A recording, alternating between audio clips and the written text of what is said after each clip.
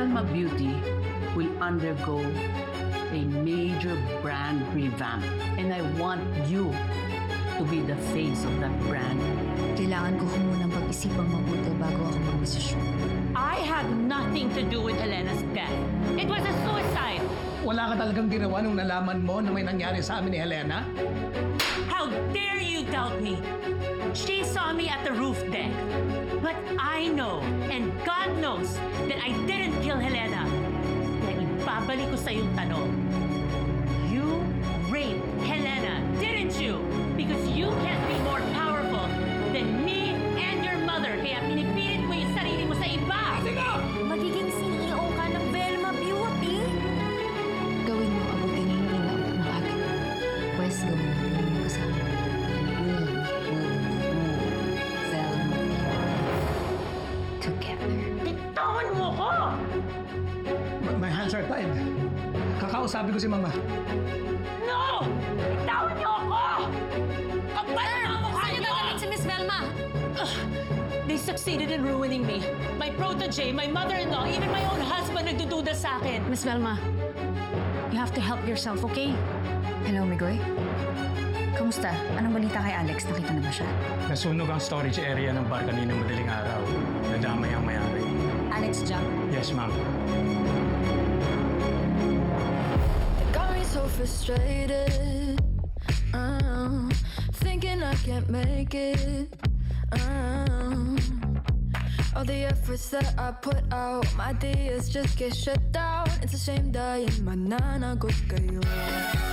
Ganda-ganda tuwing oras ng pambagal ang mundo ko'y kagandahan, baby. Gandahan, ganda, gandahan, ganda, gandahan, gandahan ang buhay. Ganda-gandahan.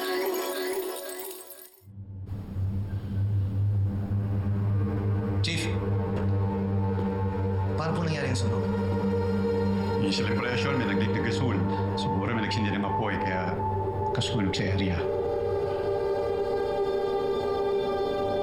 At nagkataon na nandito si Alex sa loob. Ano naman ginagawa niya dito sa loob ng storage room? Eh, sarado na yung bar niya.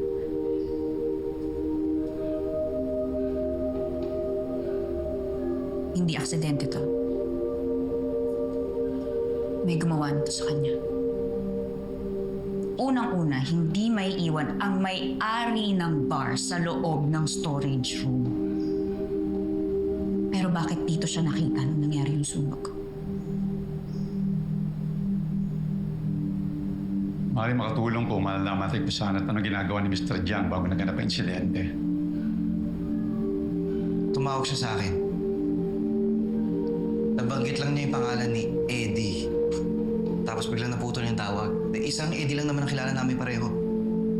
Eddie Imperial. Paimbestigahan ko to.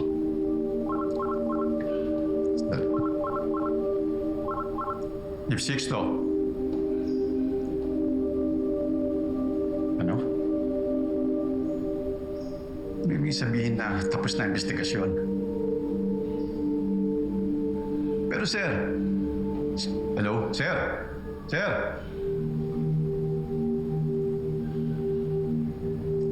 Let's go, man. Oh, na kami, Bigoy. Chief! Go. Chief!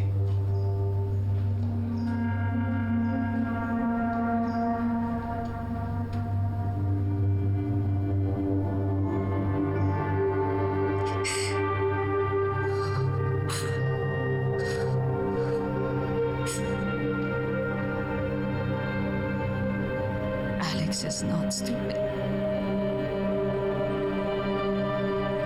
Alam nating pareho na ginawa niya yung mission niya kagabi para tulungan kami ni Shari. Alam natin ang totoong nangyari sa kanya.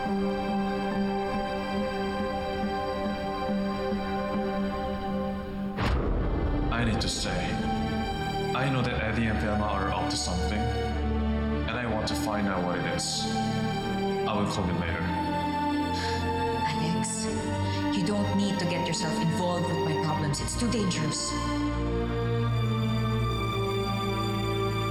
난 널 지키기 위해 또 도와주기 위해 내 모든 걸 다 할 준비가 됐어. 너도 나중에 날 이해할 거야. 그러니까 날 믿어봐.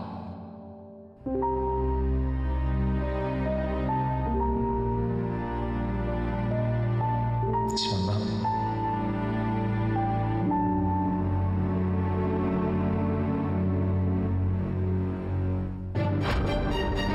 Pinatay siya, Mikoy.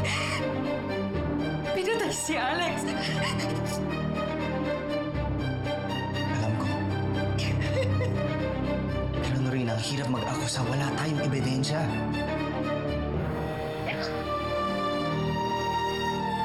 Ako yung dahilan kung bakit patay si Alex. Noreen, wala kang kasalanan.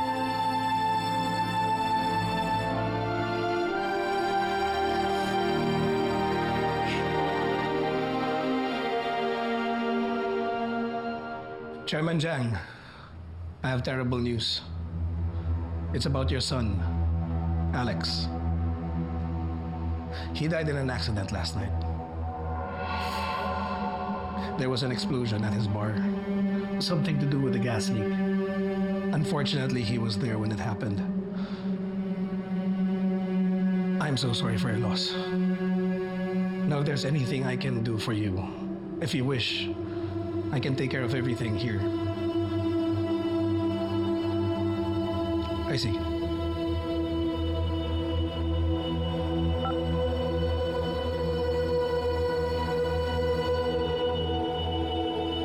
Show is over. Exit is over there. Leave!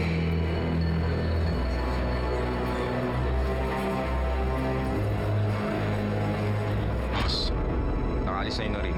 Kailangan natin pag-usapan ng bago kong plano. Copy, boss.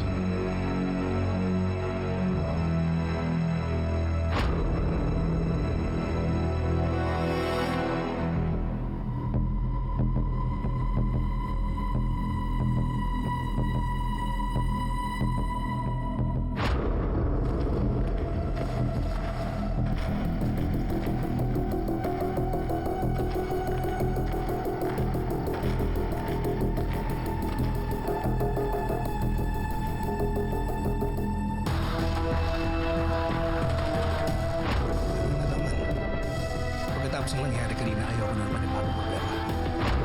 Killed my sister just to protect your freaking husband! Okay, that's it. It's time for you to go. Don't you dare